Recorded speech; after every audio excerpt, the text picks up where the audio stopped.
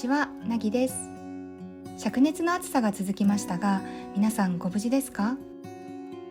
今日は久々に描いた自画像の透明水彩メイキングと、初めて乗った三陸鉄道の旅の様子をお伝えします。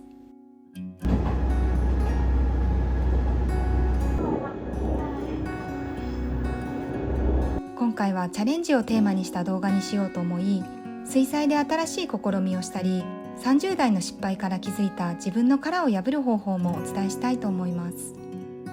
今までの自分から一歩踏み出すヒントになるかもしれないので、ぜひゆっくり見ていってくださいね。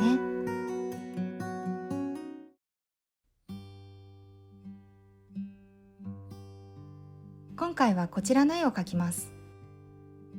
先日40歳になりました。その記念として今回は自画像を描いてみようと思います。私はあまり自画像をたくさん描くタイプではないので、なかなかのチャレンジでした。上部にはノウゼンカズラの花を描きます。ノウゼンカズラは夏に赤やオレンジの鮮やかな花を咲かせます。暑さに負けず咲いていて、猛暑になると一時花は減るけれど、気温が下がるとまた咲いてくれるとても強い花なんですね。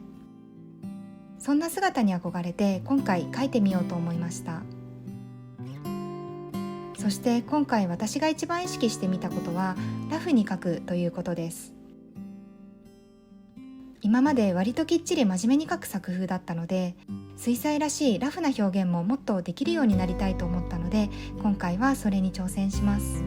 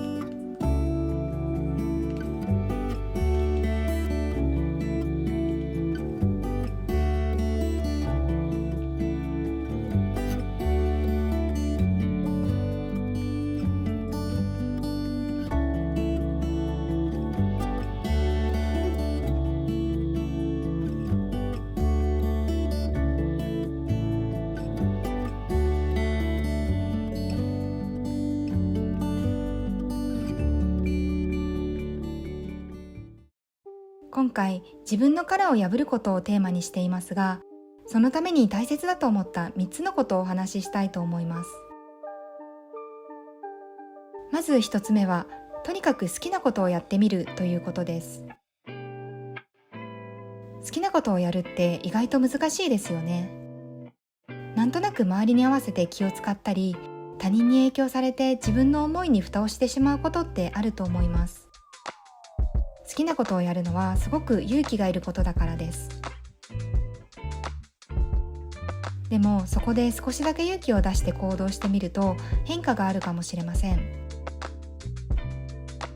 例えば私の場合は以前からずっと YouTube をやりたかったのですが、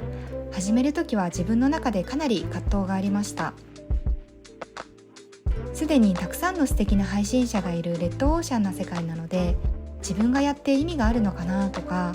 自分をさらけ出して発信していく怖さなどもありました。応援してくれる人ももちろんいたんですけど、やっぱり鼻で笑われたりとかね、何やってんのみたいに言う人もね、身近なところにいました。それでもやっぱりやりたいと思ったんですね。それはやっぱり絵を描くことや映像を作ることが好きだったからです。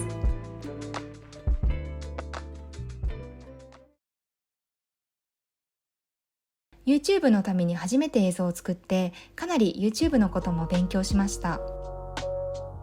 初めは撮影しながら描くことがまず大変だったし、外で撮影するのも慣れていないからね、すごく緊張しました。数分を編集するのに何日もかかったり、作っては直し作っては直しを繰り返して、動画を作るたびになんかね、ボロ雑巾みたいになっていましたね。でもそれでも大変なことも含めて楽しかったです。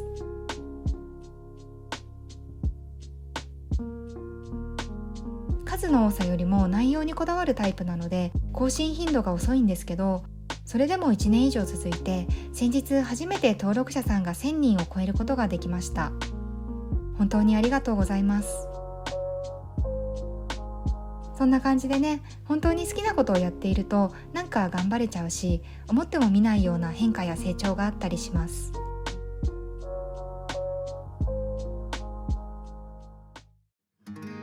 そして2番目なんですが、人と比較しないということですね。最近は SNS の普及で他人との比較が簡単にできるようになって、素敵なものとか羨ましいと思うものに触れすぎて不幸になる人が多い気がします。人間を幸せにするのって相対価値ではなく絶対価値だと思います。だから人との比較の中でだけ幸せ不幸せを感じるのはやっぱり少し危ないですよね。世の中で自分より優れている人、恵まれているように見える人は5万といますから。だから人が何と言おうとどう思われようとこれが好きとか、他人からどう見えても私にとってはこれが幸せとか、そういうのが絶対価値ですよね。こういう考えがあると本当にとっても幸せになります。ちなみに私の最近の一番幸せだったことは、産直で買った夏野菜のレンジ蒸しが超美味しかったことです。それだけで自分は世界一幸せだとマジで思いました。本当にそんな簡単なことからでもいいと思います。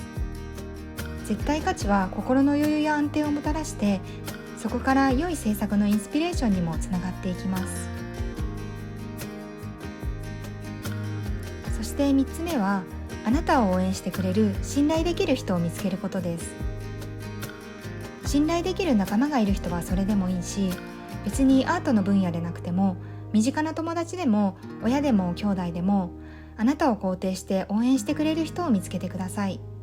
そしてそういう人を大切にしてくださいね。どんなに強い人でも心が揺らぐ時ってあるし、一人で頑張れることには限界があります。そんな時に背中を押してくれる存在がいると本当に心強いです。また同時に、あなたを否定する人やネガティブな影響を与える人から距離を取ることも大切です。自分を変えていくためには一人で頑張らないことも意識してみてくださいね。どうして今回この話をしたかというと、私自身が30代で自分の殻を破れなくて苦労したなという経験があったからでした。そこからこうしたらもっと楽しく絵を描いて過ごせたんじゃないかなという反省があったのでシェアしてみました。どなたかのお役に立てれば嬉しいです。